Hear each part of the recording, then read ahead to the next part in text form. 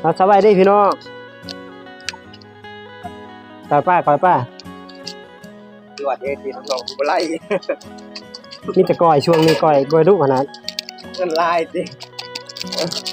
จะลองเงินเดือนออก จะลองเงินออกจะลองเงินเมื่อจะนอนกินมาอยู่นี่เลยจะลองทะเลาะจะ ใส่สู้รถลงไปขึ้นมาลงบะเดียวอะไรคนบะเดียวเลยดูเท่าแบบบ่มีกำวะพอดีมีแต่กะเอาเนาะ จะเลือดทำไปหมดเลยก้อยเลือดก้อยป้าจะเลือดได้เห็นป่ะอันนี้ใช้เมื่อนี้ป่ะนี่ ใส่เบอร์ทันมะกรัว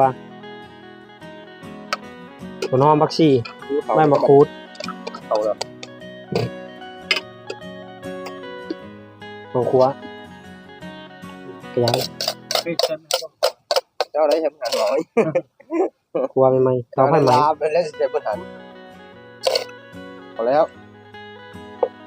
บัดแล้วเนาะทะเลน้ำไม่เป็นไร นัวก่อยพง กับเขากันจะเป็นคุณโดด แค่น้ำนิดนึงมันจะเป็น มันลดที่ได้มันแตกกันนะ คนเล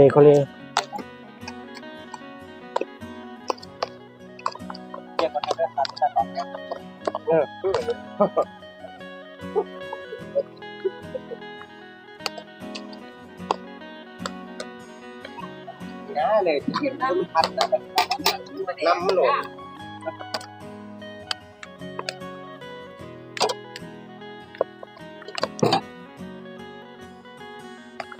ผมเลยเมียผมเน่าด้วยกันจะได้ย่างแล้วไฟกำลัง ชิม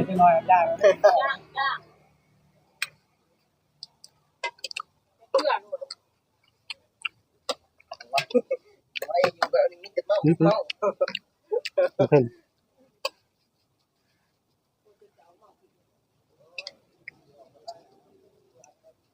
แต่ว่าถ้ากินน้ำเมาบ่เป็นลมเมียงตังหันตัง โเฮ็ดพริกจนเบิด ตัวได้แล้ว ใช่แล้วพริกเบิดกระยาครบวะพริกบ่เฮ็ดซื้อลงไปพี่น้องสูตรเฮาบ่แบบบ่ได้กะแต่ว่าบ่ได้ตายตัวมันจะกะเอา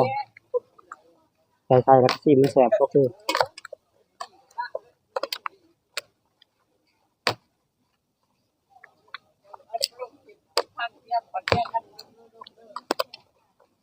เอ๊ะเติมดีหน่อยนึงขวด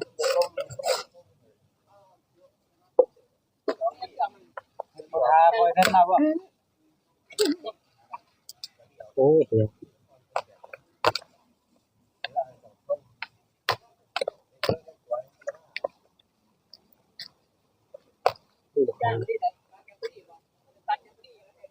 ชีบีกรอบ